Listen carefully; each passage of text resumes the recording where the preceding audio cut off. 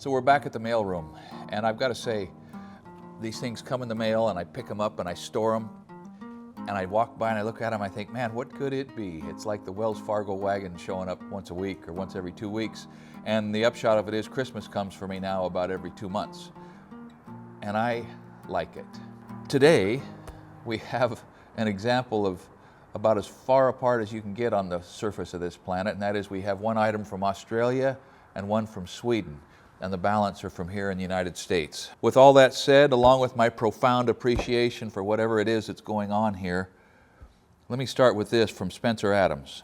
Mr. Wadsworth, please find enclosed a 2-piece brass item I've had for some time, but I've been unable to identify.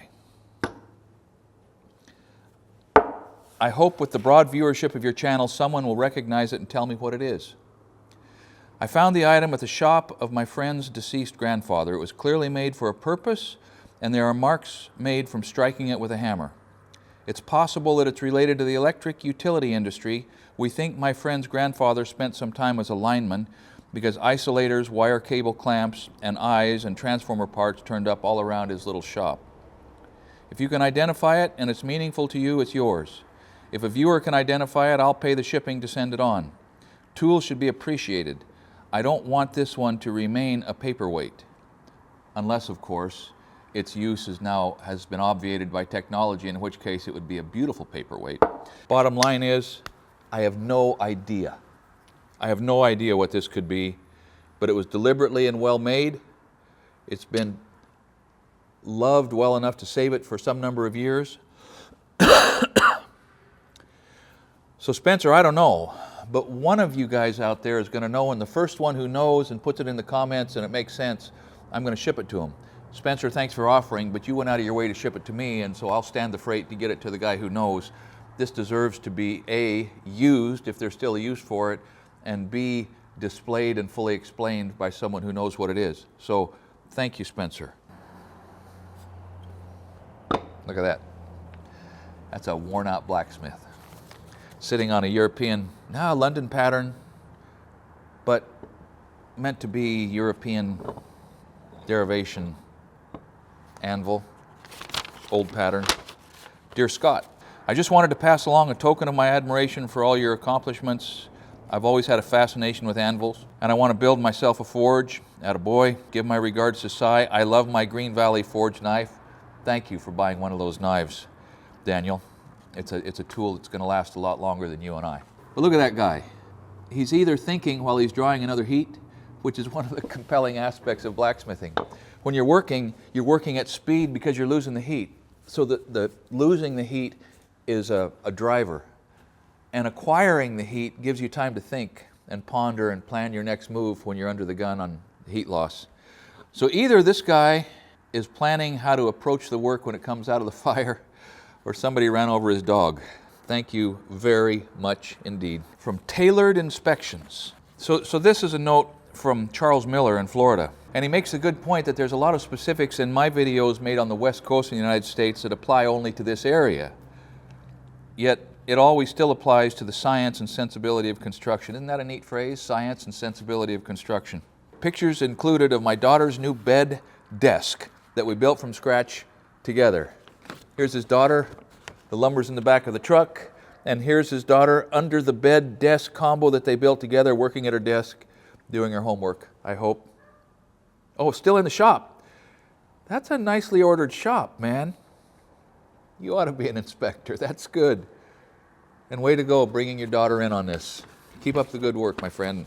So before I describe this cool thing, for you patrons who have come to our Patreon page and are part of contributing to this channel, you may think $1 or $2 a month don't add up, but they do. They do. It's making this possible, so thank you. And George Sarkeesian in Michigan took it upon himself to send his money straight to us. And so he says, thank you for your YouTube channel, George. $5. George, thank you. Nate and I both appreciate it very much. I'll set that under the studious blacksmith. Make sure it gets where it needs to go. From Mark Longridge, Bainbridge Island, Washington. Mark, I'm going to be able to use this because I'm going up to Seattle in about 3 weeks to speak at the Seattle Wood Technology Center. I'll get the name right. I was invited to come up and speak to the student body. They've got a three-pronged wood technology program, one for boat building, one for cabinet making, and one for residential framing. And I get to go up there and tour their campus and speak to their student body, and I am excited. So I'm going to be going hopefully through a part of the world that has a top pot donut stand, because he sent me a $10 gift certificate. Top pot, hand-forged donuts and coffee. Pretty cool. So we're going to go up there and lay a fang on a top pot donut. If that doesn't make your mouth water, small token of my appreciation, along with supporting on Patreon. Thank you, Mark. Looking forward to those donuts. And this comes to us from Sweden. I'm going to not get these names right. And I'm sorry. I'm 50% Swedish, but that all originated 3 generations back. 2 generations back were the people who would have pronounced this appropriately, but from Carl Gunnar Noren and Lars Inander. Swedish blacksmithing, illustrations by Katella Nikolaevna and Ermina Inander. And this is a very, very, I've just glanced through it, but it's a very comprehensive, I would say, right up from beginning up through advanced blacksmithing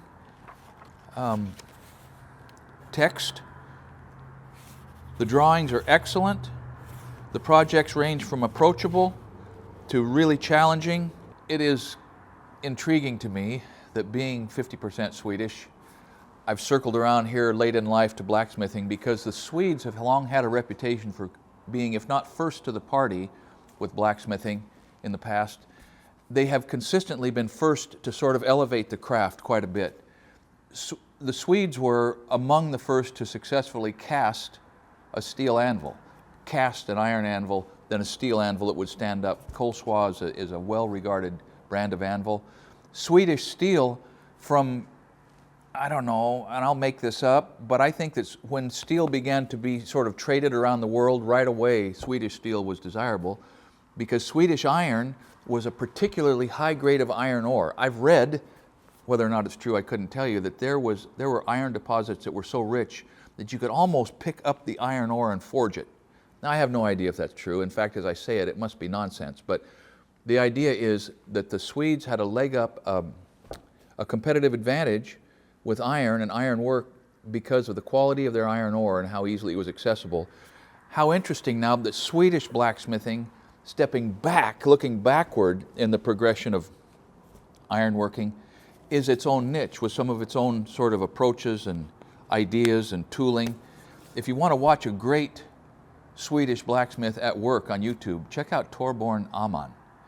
That guy is so meticulous. He's so Swedish. You know, the Anglo part of my heritage, I think, threw in a little disruption. But Torbjorn Ahman approaches his work like he's a brain surgeon, and his work is beautiful. And now I get an insight into sort of a Swedish perspective on blacksmithing. Thank you, Carl. Yeah, thank you very much. And now from the other side of our planet, to Scott and Nate, the EC team. Hope this tool belt finds you well and proves to be useful and to your liking. This style of tool belt is becoming increasingly popular amongst carpenters and other tradespeople here in Australia. Have a good one, mate. Cheers from down under, Simon. P.S. Hope my handwriting is somewhat legible. If not, my sincere apologies. Well, let me just say this. If I can read Nate's handwriting, Simon, I can read yours. And the tool belt is terrific. I'm going to move into this because I have back trouble. I've been worrying about it because it has suddenly become almost debilitating, and I've got a house to build this spring, so I'm getting some physical therapy, and Evan is just working me over, and it's having good results, and I think this is going to help. So not only am I going to use it, but I'm going to move into this thing right now. This is a Bucaroo build your own belt. Good concept. Australian made and owned, highest grade materials, Australian natural wool felt, Australian made copolymer and webbing, local leathers. So the idea is that it's got built-in very durable attachment for suspenders. It's got this leather belt which will unbuckle independent from the one around your waist to create slots or spaces for your tools to hang on so that they don't slide back and forth and get poorly placed around the circumference of your waist. Now I don't really want to rush through this because I've been using this belt for a long time and it's got life left in it, but let me point this out. Part of the intention of this is to provide back support. So where I wear this one loose enough, it kind of rides down on my hips and sometimes chafes a little bit. I'm going to buckle this up tight enough that it provides some lumbar support, which is going to be a welcome improvement. Simon, thank you. The shipping on that was expensive and I appreciate it very much.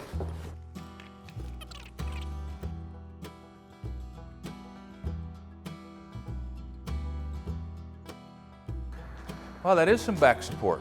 Going to be an adjustment period, but Simon, I intend to use this. I think my back will thank you. And my friends and neighbors are going to wonder how in the world I got something from Australia. So, yeah, that's pretty stout. What do you think? Nate, what do you think?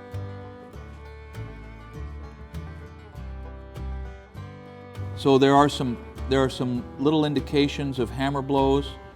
Edge of the hammer, kind of concentric around this edge. In fact, they appear to be somewhat concentric edge of the hammer blows around here. A couple looks like missed strikes on the outside edge of the circumference. Light nicks in here. You can still see the lathe marks on the side. This end, just a few hammer blows, very few. Doesn't appear to be the edge of the hammer. That little dowel slips into that hole, and there's sort of a perhaps accidental concavity within another bulge in the middle. I can't tell if that's to establish some sort of a indentation or not. Still have lathe marks along there with a very, very slight raised sort of a boss around that edge, which has been either imprinted or was I think it's just sort of imprinted on that edge in there. And this fits tight tolerance. That's very tight, slips in, and there's, I don't know, maybe 110 or 120 thousandths relief between the outside circumference of this and the inside circumference of that.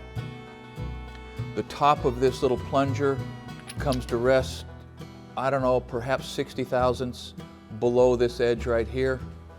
I don't know what all of this means. I have no idea. First person to identify this, I'll ship it to him. Spencer, you went out of your way to ship it to me. We can collaborate on this and see that this ends up on somebody's shop bench who knows what it's for. Very cool.